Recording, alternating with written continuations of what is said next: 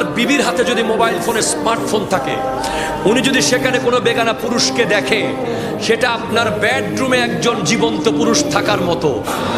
আপনি যদি আপনার বেডরুমে একটা বেগানা নারীকে দেখেন, টেলিভিশনে হোক মোবাইলে হোক, সেটা আপনার বেডরুমে একটা জীবন্ত নারী থাকার মতো। যদি আপনি কোনো প্রয়োজনে দেখেন, দেশের খবর দেখতে গিয়ে দেখেন, যেটা ওজোর বাধ্যগত, সেটা ভিন্ন বিষয়।